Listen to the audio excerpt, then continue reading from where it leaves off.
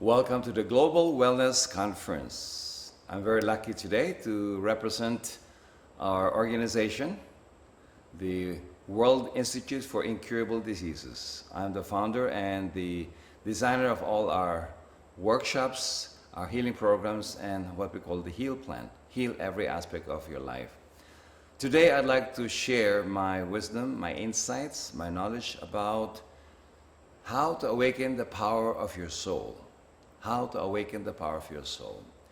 In this discussion, I'd like to talk about the nature of the soul and also its place in regard to the human being in you, and differentiate even who is the person and who is the human being, and what are the components of your nature and your whole being. And we'll talk also about the seat of the soul. Where is the soul seated in you? And we can talk about the different centers of energy which anchors the soul. Then we talk about a few tips on why is awakening the soul important, what is the benefit to you when your soul is awakened. And we can talk about the path of self-mastery and also the enlightened life path. And later on, we can recommend to you what are the things you can study and practice to be able to awaken the power of your soul. All right, so let me first start in regard to your whole being, your personality, and your complete humanness. What are the differences of the spirit, your soul, your personality, your ego, and when you say his person, the persona, the personality. What are all these differences? So for us to understand the meaning of soul, we'll place it first on the map of your whole being. So in my own teachings and my books, I have described, I would say, in detail that your personality, your person in you is the mind, the concrete mind, the emotional energy and your feelings, your vitality, which is your energy field in the aura, and your physical body. Your physical body is composed of your solids, your liquids, and your gas. Your energy field, which is called the vitality, and we call sometimes this the etheric aura and etheric double, and the vitality aura. It's composed of 4 frequencies of the different kinds of prana and vitality energy in your body. I will not go much into details because this is not the subject matter which I will talk today. But I'm just giving you the mapping. And then above your frequency of vitality and prana and chi, you have your emotional aura. Your emotional aura is composed of 7 sub-frequencies as well, from lower emotions to higher emotions, from hatred, anger, greed, lust, these are lower frequency emotions, to more compassionate, to more loving and higher matured emotions. Now, above the emotional aura is the concrete mind aura. The mind aura has 7 also layers of frequencies, which is 4 of the concrete mind, your logical, your sequential thinking, your objective thinking, your scientific thinking, your technical thinking. These are part of the concrete mind. Above the frequency of the concrete mind are 3 layers of the abstract mind. The frequency where you think abstract principles, higher philosophy, higher psychology, the ability to think strategic and entrepreneurial at a high level. So these are all the abstract mind. Above the abstract mind already is the higher components of your soul. Okay? So the personality which you are made of, when you say this person, we always refer that to the personality. The personality, again, is composed of the body, the energy of vitality, the emotions, and the concrete mind. And a part of the personality has a lower ego and a higher ego. The lower ego is the grossest aspect of your being, which comes from many lives of a grosser kind of existence. All the sins, all the illusions, all the nastiness, the lower vibrational energy and the toxicity are housed in the aggregate of energy field that is darker, which is called the lower ego. The more educated, the more refined, the more cultured, the more virtuous part of you is the higher ego, which is more a composite of the higher aspect of your personality that is stimulated by the soul. All right? So let's just move on. Now, above the personality frequency is the soul.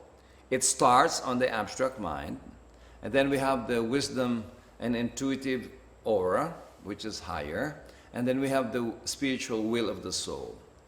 So that is the composure and the component of the soul.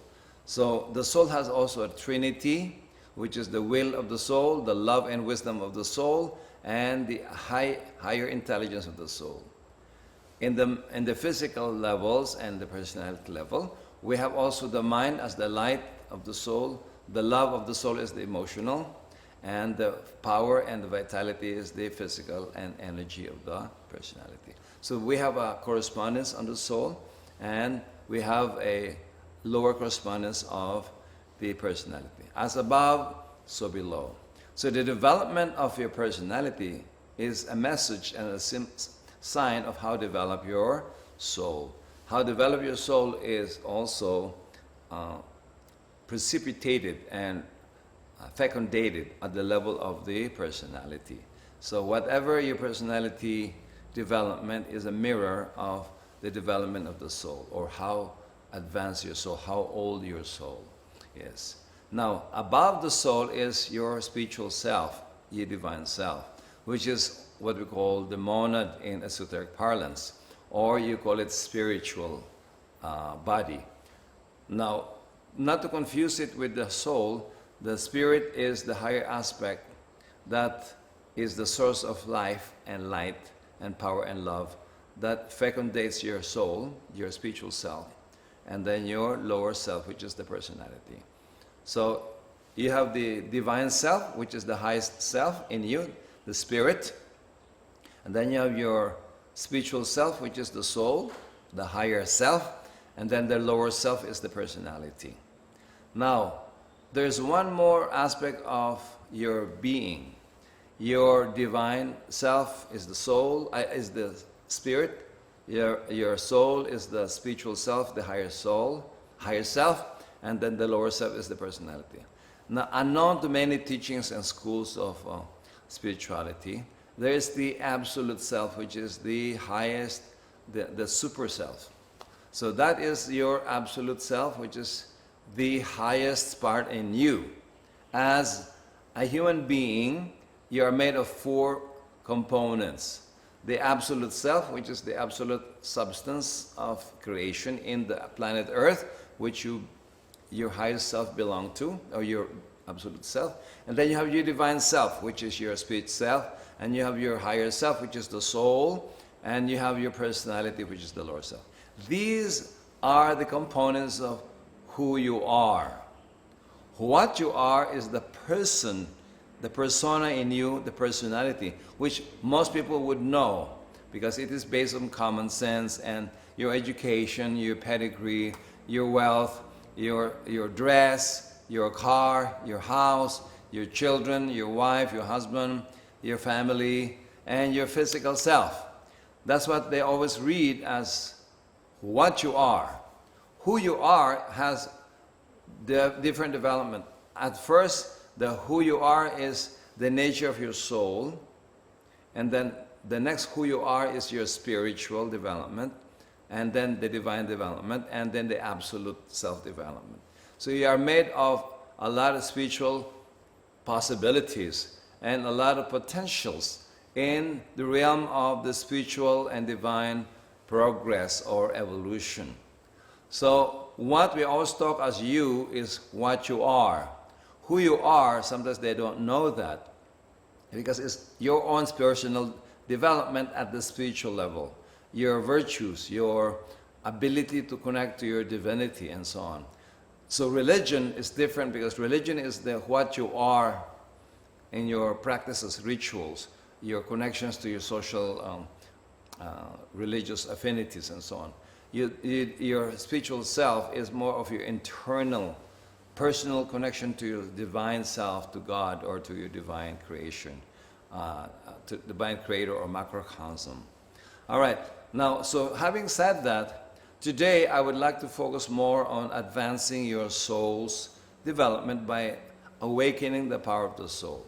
I would not say the power of the soul because the soul has also a love and wisdom of the soul and the light or high intelligence of the soul. But for the sake of words, I just say how to awaken the power of your soul, which includes the love, wisdom, and the intelligence. Okay, for today's discussion. All right, let me go back again. The soul has consciousness that is more enlightened, more advanced, and higher frequency substance and light compared to the personality. So when you look at the abstract mind, which is the lowest part of the soul, it is more advanced and higher frequency and more intelligent than the concrete mind of scientists, of mentalist, or any logical person, or the objectivity of the mind. So abstract mind is more advanced than the concrete mind. But they are going to be related as you evolve. Okay, so when you say soul, it starts from the abstract mind, which deals with philosophy, and also it goes to the love wisdom of the soul, where you have intuitional higher consciousness, and then you have the will of the soul, which is called Atma in yoga or in the Oriental philosophy. All right, so the soul is that which is a trinity in itself, because it has a spiritual power, a spiritual love, and spiritual intelligence. Now, how do you awaken that power which is still abstruse and abstract to your personality? The problem is we do not learn these techniques and these awakening processes because we focus on developing the mind only as the source of power of intelligence and the source of knowledge. So wisdom is of the soul, knowledge is of the personality, okay, and the mind.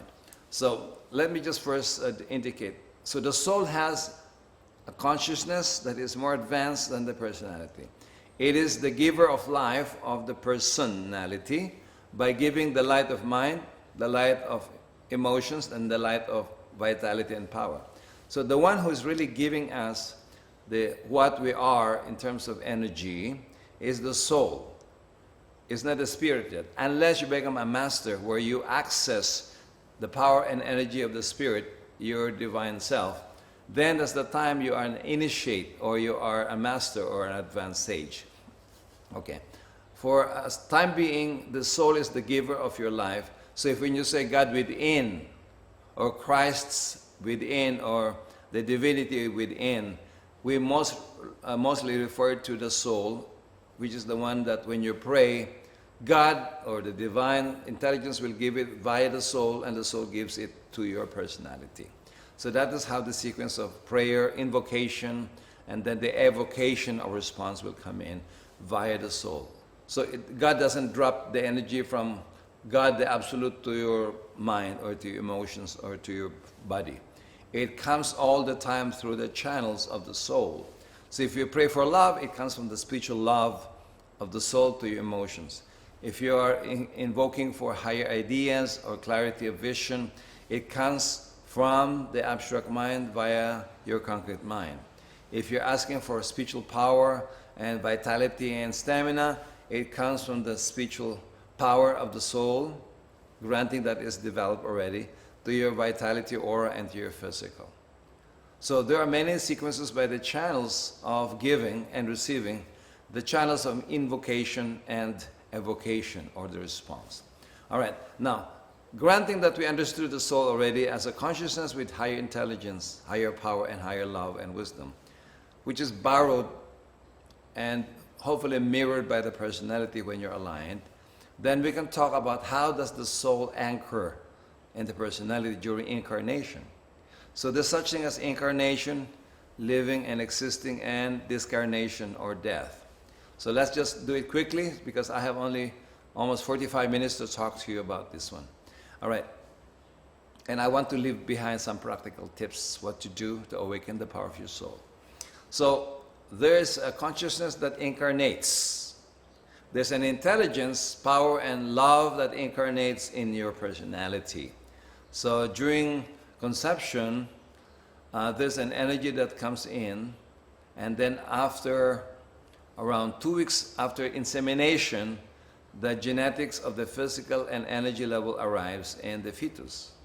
And then around 4 weeks after insemination, then the love and the emotional genetics will arrive in the fetus. And then around 8 weeks to 9 weeks after insemination, the mental energy and mind starting to seed in the personality, in the embryo or the fetus. So that is the sequence. Now, in many aspects of growth, around 0 to 4 months, the personality, physical genetics, and DNA are anchoring and physicalizing at the physical and energy body. Around 4 to 7 months, the emotional aura and the emotional makeup is developing in the baby, and the feet, and during pregnancy. And then 7 to 9 months, usually the mental energy is anchoring more as maturing inside the baby. So these are the sequences. That's why you should know when to stimulate, what trimester would you stimulate the emotional, mental, and physical aspect of the baby. Okay, that's another topic is explained in my other workshops, but so that may focus that there are anchors and seats of the soul in the personality.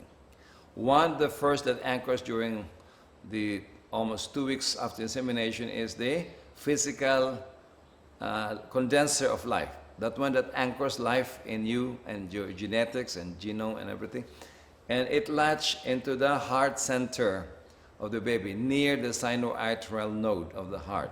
So that's the first seat of the soul in the personality during the conception to birth. So during pregnancy, that is when the physical aspect latch. But it is still looking like the stem cell, and all the growing process of the fetus looks like still an animal, similar to pigs, to monkeys, and so the design is still similar as an animal mammal body. Then comes the anchoring of the emotional energy. So around 4 weeks after conception or insemination, the formation of the emotional aura anchors through the solar plexus. So here in the baby. So that is where the emotional energy anchors, and all the past lives are gathered here, and the emotional level of the person's lives. And then the third anchor is the mind. The seat of the mind is almost in the third ventricle of the brain, where you meet here and there, the junction point, the middle of pituitary pineal gland area, is the seat of the soul mentally. So that's the seat of the physical energy, and energy, that's the seat of emotions, and that's the seat of the mind. So the soul extends its self from above the higher frequency consciousness to be able to incarnate in 3 components: the physical and energy, the emotional life, and the mental life. So that is how we are made up of these energy fields. I call it sometimes vehicles or vessels, because these are like energy vessels which encapsulate and be the basin of consciousness. It creates from there and co-creates from there your different layers of consciousness. Okay? So I just want to pass that information to you. It's not usually available. I'm just giving to you the things I have already digested in this. Now, when you discarnate and die, this one we will withdraw. The physical part and the energy part is also pulled out like a plug. You know, your machines are alive because you plug them with the electricity. When you pull the plug, the machine dies. So the body is the same. When your physical energy is about to die, that energy is unlatched, so the soul pulls the plug, and it's called physical death. From the heart area is pulled out. And then you live in the emotional and mental world as an inner world residence, not a physical world. So there's an inner world and there's a physical world. So the physical world is you are citizens of the physical world and you have a nationality. and you have a name. In the inner world, you are not a resident of a geographic world. You are a resident of the inner world frequencies. So when you die, you have to live in the emotional plane and mental plane of the earth.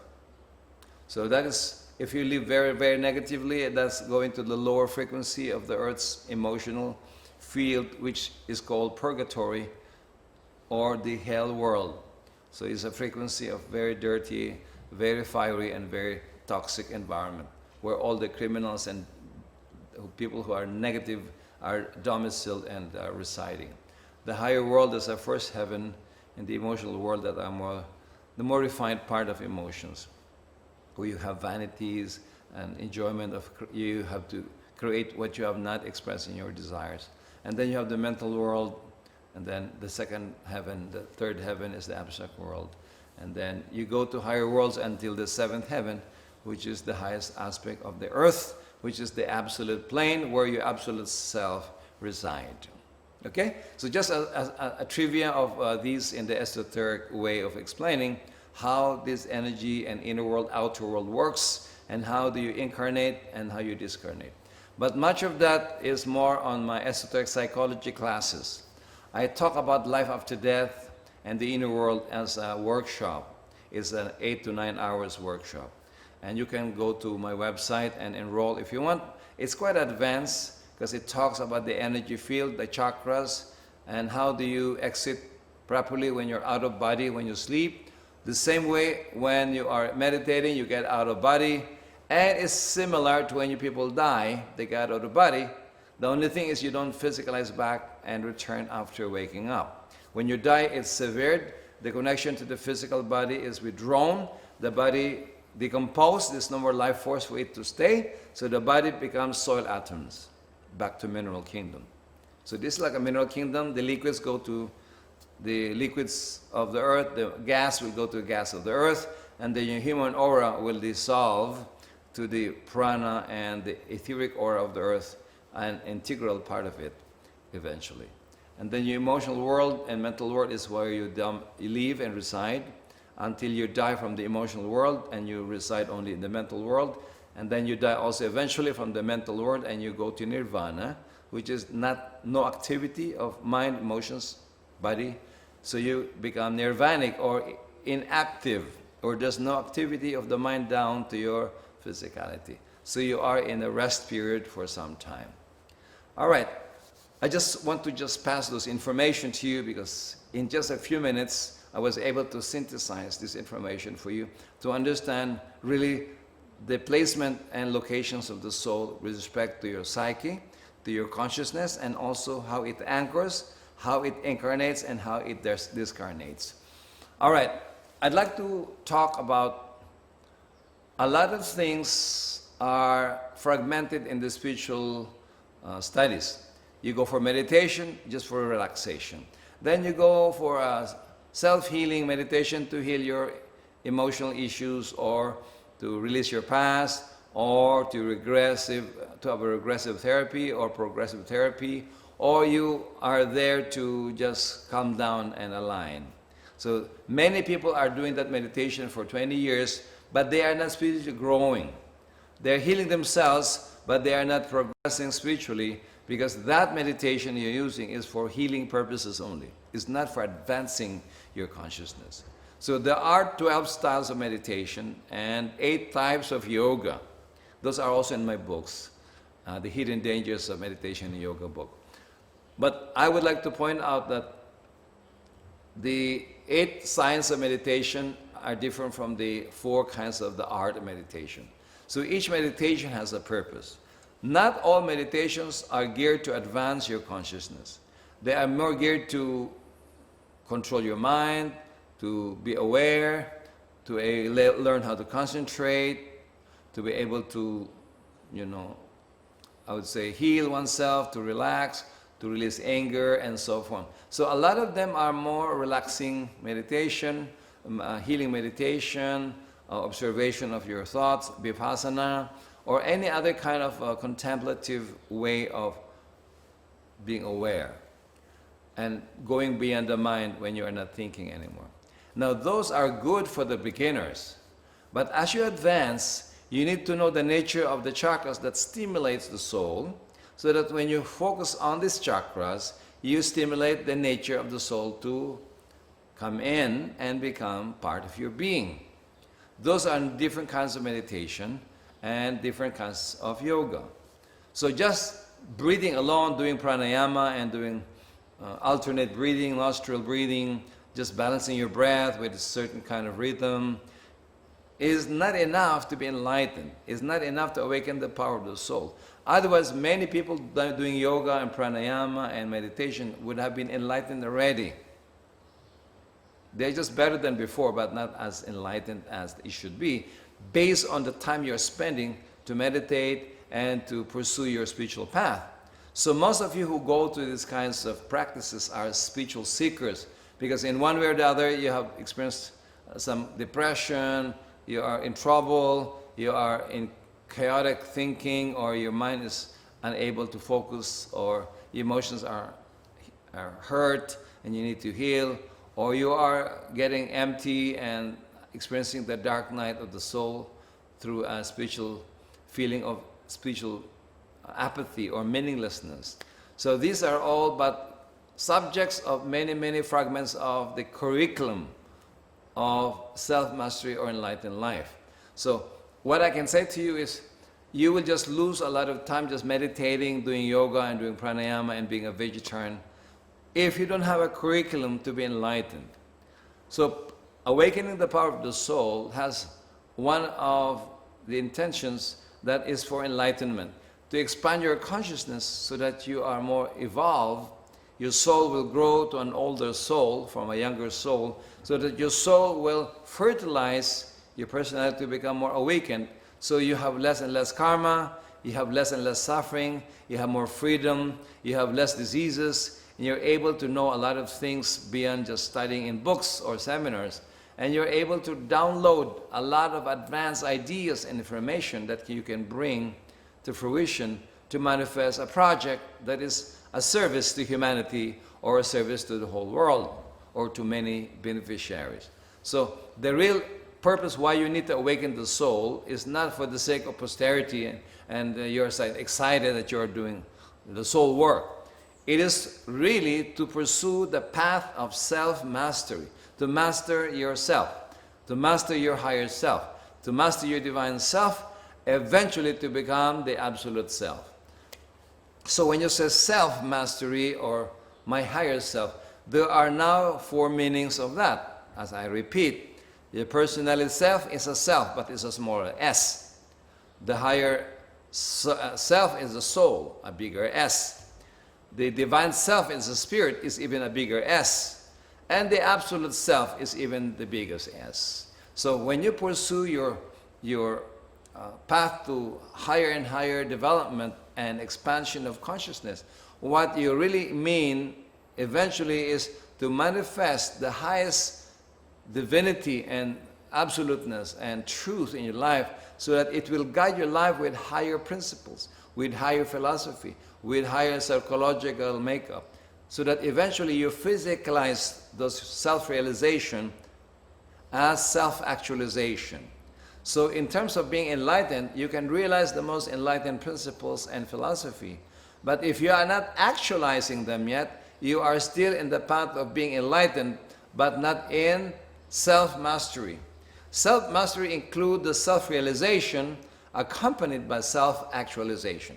So it's not enough to do just yoga, meditation, veganism, or read books of enlightenment, or just do pranayama or breathing, or doing a healing work. These are all but expressions and processes by which you want to awaken your higher consciousness, to be purer in the spirit, to be advanced in your truth, and hopefully one day you become a master or a saint or a master who has already a more profound way of expression of goodness, truth, beauty, and service and usefulness in life.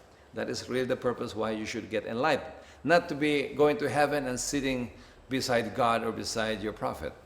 It's to be active in meaningful service, in active of functionality of enlightenment. So you move away from suffering, from negative mishaps and karma, to move along the path of less resistance, which is more the path of alignment and spirituality and divinity.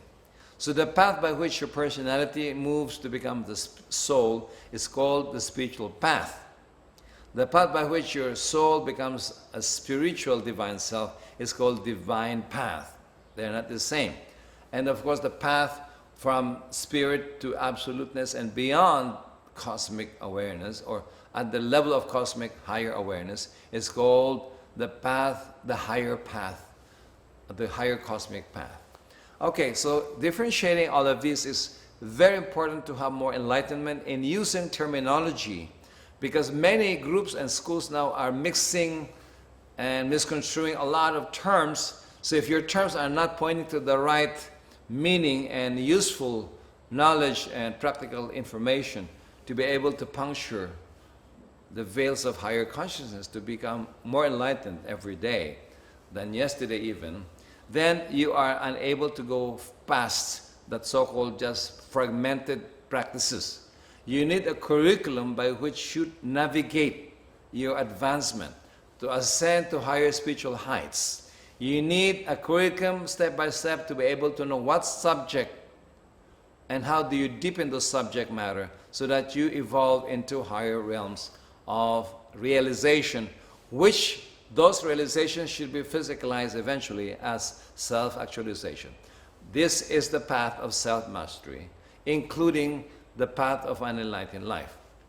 So at first a person is looking for the path of success. But most people have the path of success to only have more money, to have more fame, to have more accolades, so that they feel good about their career and they will have money as remuneration for those hard work, and to have social status for those gains and accolades. So that is a good rung for mainstream humanity, to become an intelligentsia or the advanced mainstream. As you become a more intelligent being and a more advanced soul, you don't want only to be successful anymore. You need to move your success into the path of balance, or a balanced life. So you need a new strategy to become balanced. Now you need to study that there are 5 areas of life to balance your life: the family life, the career life, your and work life, your spiritual life, and your health life, and your spiritual and social life, and environmental contribution. Those are 5 key areas for you to balance. Most people have the work-life balance as family life and work life. They call it work-life balance. But most people are not doing well in servicing society, in contributing to the environment, or advancing their spiritual life or their health life. These are still the 5 areas of life to balance. When you can declare, I'm a very balanced life person, then you can say that after your 5 key areas of life are satisfied. Most people succeed in terms of career and family, but fail in their health. They get very sick after getting burned out, or they don't have a spiritual awakening, so they're still spiritually empty. And also they don't have yet that corresponding spiritual or a corresponding social life that contributes to the world and others and beneficiaries around you. So these are not a complete tests of balance. Now, after you get balance, you acquire a mission, a calling that resonate to your higher purpose. So you have to find out your higher purpose and resonate to that purpose, and becomes a mission in life, and that is where you fulfill yourself. So you fulfill yourself there, and then you feel happy again and aligned. But then, if you do not heighten your awakening of soul consciousness, you are again going to the dark night of the soul, called the dark night of the soul psycho-spiritual conditions, which is spiritual apathy, a depression which you cannot solve by medical means, a emptiness which doesn't get filled by material ends and social and family life, and then you're starting to feel like you're meaningless, and so you collapse the meaning of your life, and as if you become nothing, or you become meaningless. So that is called the dark night of the soul. In fact, this is one of my books that I can proudly say that this is a treatise by which you can heal and understand the dark night of the soul. So I urge anyone who's serious about spiritual awakening, and awakening the power of the soul to really study this, because one day, or once or twice in one's life, you go to this kind of bouts of depression that's not medical or hormonal. It's a psycho-spiritual condition that brings you that apathy and collapse of your meaning. Even you have achieved so much already, that you start to question life, and you start to question God or your existence, or whether it's enough to be loving and to be kind and so on. So this is where I have so much cases of many people who have gone to the dark night. So I wrote this book based on the case studies I've done to heal people and mentor them to the higher levels of spiritual development, and called Beyond the Dark Night of the Soul. Even in Christianity, Mother Teresa has been declared to have that, St. John of the Cross, Beethoven, many top advanced composers, and even St. Francis of Assisi, many other legendary people, not only saints. Now, in terms of 5 key of lives, I have a book called From Success to Fulfillment, which mentions about the 5 areas of life and also the 5 levels of intelligence you need to stimulate to advance your life to a high level, which is beyond the legendary achievements of most leaders who only achieve a mission, one mission, and they become legends. This is about advancing your 5 areas of life and go deep dive into your meaningful roles, existence on those areas of life, and how to hone and develop your different acumens called 5 levels of intelligence, from instincts to emotional intelligence to concrete mental to abstract, and to wisdom and intuition, which is called the spiritual intelligence. So these are in my book called From Success to Fulfillment. You can go to my website, masterdelpay.com, and you can look at these books yourself. It can be downloaded as ebooks. Now, before we go into the practical moves, so when you start to fulfill your mission, again you go to a higher consciousness and you have this accelerating feeling of fulfillment, and eventually you saturate in a plateau and you can saturate in that fulfilled state. So you lose your meaning again, in a sense that you have to go down and dip the deep curve, that going down, until you again find another higher mission to do after the first mission is accomplished. So you have now to go to the path of enlightened life, or the path of self-mastery. That is where you don't lose any more those feelings of excitement and higher consciousness, because you have found your path to enlightenment. That is the last path for a person before they go into obscuration or obliteration. All right, on the physical level. So having said that, I'd like to leave you some things that you can practice. Now, whether it's your divine self, your absolute self, your soul, or personality, who you are is made up of the Trinity: power, love, and light or intelligence.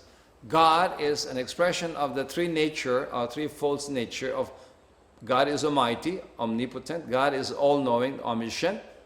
And God is all-merciful, all-loving. I call it omni-love, or anything that comes to the higher form of love expression. So when you copy this from a divine source or divine macrocosmic design, whether your soul and spirit or your absolute self, these are the nature by which they are designed. In your personality, you're designed your light as your mind, your love as your emotions, and your power as your vitality and physicality. So these are, so if you want to grow into a more enlightened state, advancing your soul, you need to grow that and advance that in your personality, and that energy will go to your soul as a deposit of consciousness. So whatever you're doing at the personality, you are advancing the soul by contributing your incarnation's experiences, love and wisdom, more knowledge and intelligence, increasing your vibrational consciousness, and your power and use of power to service. So these aggregate of use of power, use of light or mind, use of love and heart, these are all which you deposit to your soul after you die, and that is your return of investment or your gain. That is your equity, spiritual equity. So when you deposit that to your soul and the soul carries to your next life, that is again the good karma, or when you violated things, that's a negative karma.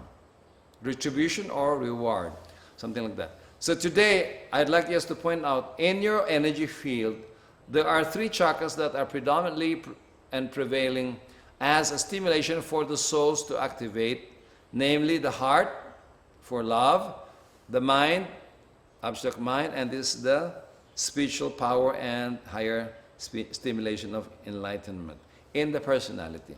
So when you activate this through concentration, it stimulates the Trinity of the soul to grow, as these are the correspondence of that higher centers of the soul. There's also the chakras or energies of the soul. So I would like to teach you, even in a few minutes as a closing, what do you do to awaken this Trinity in your personality so that that can evolve the soul and grow your soul. Even this is what you do, your character will change, your virtues will change, because your heart center, the heart chakra, Anahata in Yoga, will stimulate your loving expression in life. The more advanced mind will increase your ability to think clearly and to make better decisions, to have a better vision and meaningful careers to serve others. And the spiritual energy makes you wiser and more intuitive to download inspiration, to download missions of your life that is your purpose. So when you awaken this, sometimes you see this as the crown of the saints or the Buddha or the Christ. It's also the headdress of the Pope as a mitre, symbol of holiness. And this is the one that is the spiritual modem connecting you to the soul. When you activate these three, you activate the energy towards the soul path. So let me just do it with you, okay? Put this as Trinity, Mudra, to awaken the energy in your meridians and your aura. Triple finger mudra. Put it on your lap, and you just do synchronized breathing. This is what I teach simply for beginners, like this. Inhale through your nose, exhale to the mouth. This will ionize your energy, your brain. It will clarify and clear your mind. The caps of your mind will be flushed out. Your stress and the emotions will be flushed out. And you're starting to have higher oxygen in your blood that brings you the kind of lightheadedness and kind of expansion of consciousness. Okay, let's do that. Ready? Inhale up, exhale down. Come on, do it.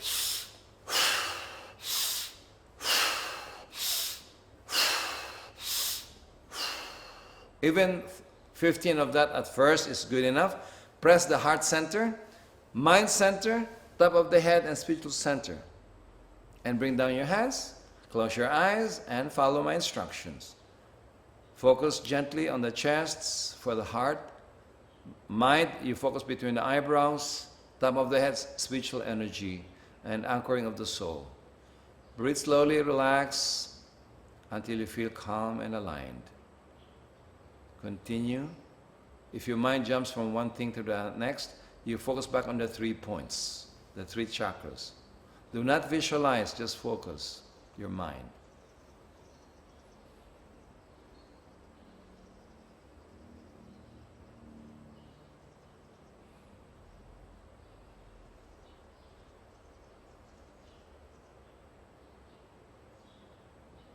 Again, synchronized breathing, 15 times. Ready? Inhale up, exhale down. Continue.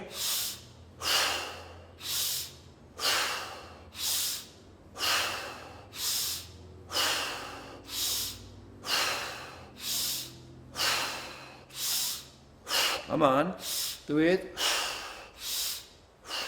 Head straight, erect. Concentrating on the chest, heart center.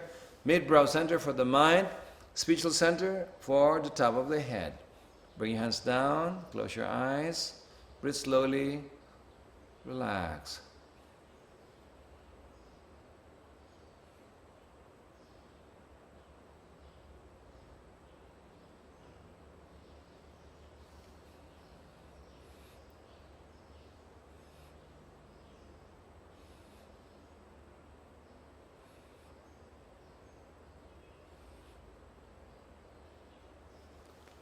Okay, open your eyes.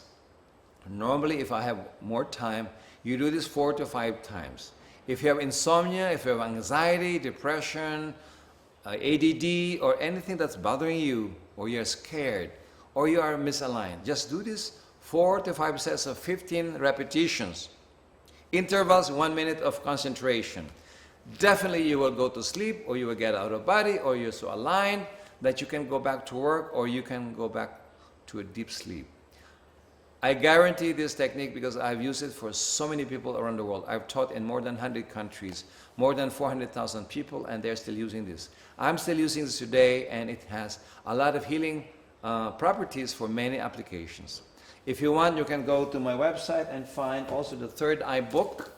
This will advance your soul and your consciousness, and you will grow your personality as well to become free from sufferings and aligned to higher truth and purpose.